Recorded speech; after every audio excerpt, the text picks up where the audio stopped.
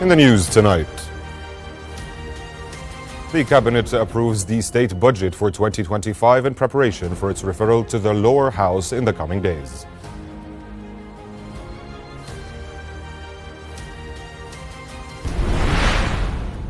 The foreign minister says the decision of the International Criminal Court must be respected and implemented.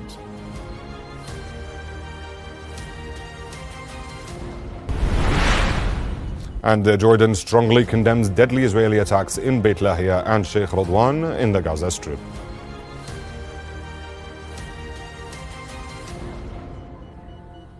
Good evening.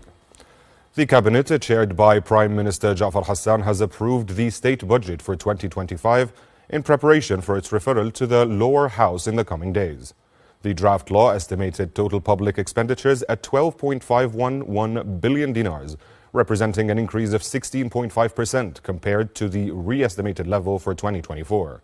The increase aims to cover funding for major projects, including the national water carrier, a railway connecting Aqaba port to mining areas in Shadiya and Dead Sea, and the construction of new hospitals and schools. The draft law also expects a decrease in primary deficit for 2025 to 2% of the gross domestic product compared to 2.9% in 2024. The draft budget is based on the expectation that the national economy will grow by about 2.5% in 2025 while maintaining moderate inflation rates.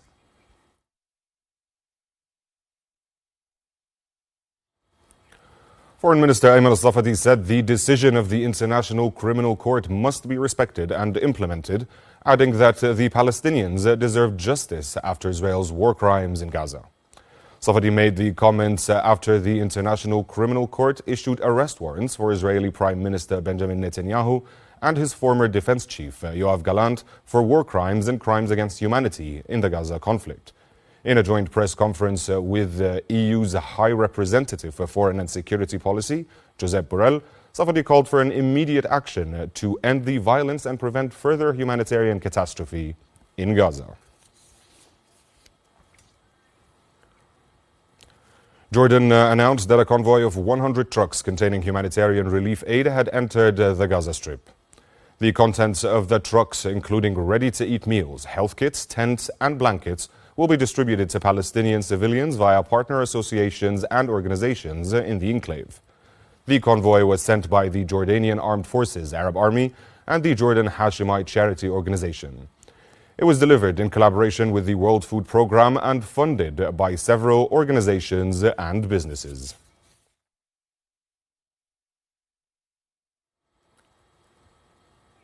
Jordan condemned Israel's deadly bombing of a residential neighborhood in Beit Lahia and a house in the Sheikh Radwan neighborhood in the Gaza Strip, which left more than 80 people dead and dozens wounded. Foreign Ministry spokesperson Sofyan Liqdad described the attacks as a flagrant violation of international law and the 1949 Geneva Convention, labeling them war crimes that add to Israel's ongoing violations in Gaza. Liqdad called on the international community to uphold its legal and moral responsibilities, urging immediate action to compel Israel to cease its aggression and violations. Israeli occupation forces committed 5 massacres in Gaza, killing at least 71 Palestinians and injuring 176 others over the past 24 hours. Gaza's health ministry said Israel's genocide in Gaza has killed at least 44,056 Palestinians and wounded 104,268 since October of last year.